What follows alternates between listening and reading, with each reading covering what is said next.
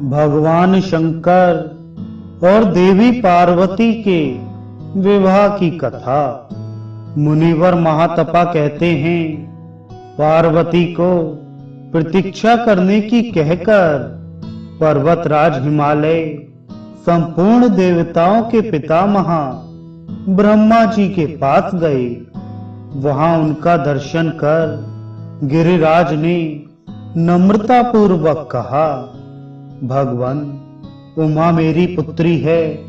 आज मैं उसे भगवान रुद्र को देना चाहता हूं। इस पर श्री ब्रह्मा जी ने भी उन्हें दे दो कहकर अनुमति दे दी।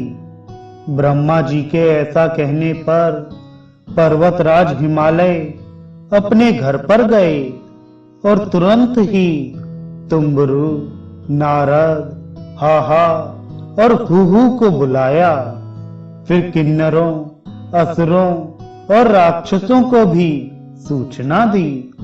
अनेक पर्वत, नदियां, वृक्ष, औषधि वर्ग तथा छोटे बड़े अन्य पाषाण भी मूर्ति धारण कर भगवान शंकर के साथ होने वाले पार्वती के विवाह को देखने के लिए वहां आए।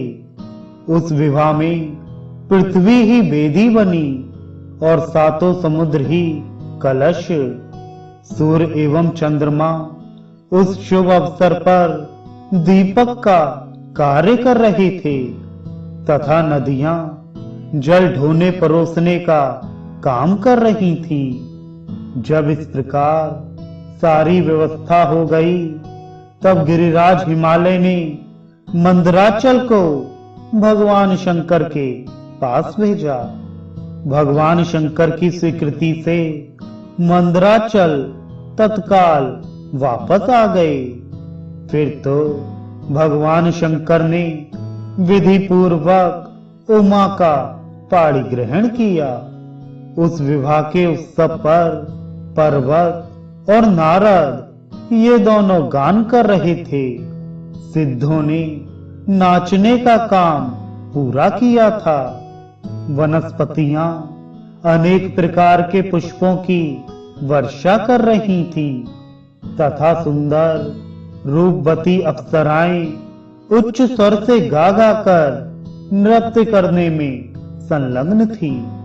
उस विवाह महोत्सव में लोक पितामह चतुर्मुख ब्रह्मा जी स्वयं ब्रह्मा के स्थान पर विराजमान थे।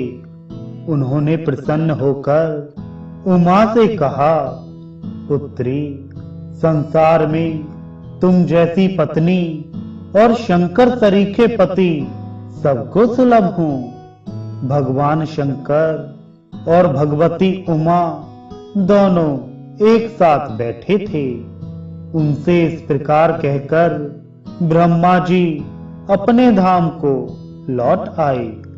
भगवान वराह कहते हैं, पृथ्वी, रुद्र का प्राकट्य, गौरी का जन्म तथा विवाह, यह सारा प्रसंग राजा प्रजापाल के पूछने पर परम तपस्वी महातपा ऋषि ने उन्हें जैसा सुनाया था, वह संपूर्ण वृतांत मैंने तुम्हें बता दिया। देवी गौरी के जन्म, विवाह आदि सभी कार्य तृतीया तिथि को ही संपन्न हुए थे। अतः तृतीया उनकी तिथि मानी जाती है। उस तिथि को नमक खाना सर्वथा निषिद्ध है। जो स्त्री उस दिन उपवास करती है, उसे अचल सौभाग्य की प्राप्ति होती है। दुर्भाग्यग्रस्त स्त्री या पुरुष तृतीया तिथि को लवण के परित्याग पूर्वक इस प्रसंग का श्रवण करे तो उसको सौभाग्य, धन संपत्ति और मनोवांछित पदार्थों की प्राप्ति होती है। उसे जगत में उत्तम स्वास्थ्य, कांति और पुष्टि का भी लाभ होता है।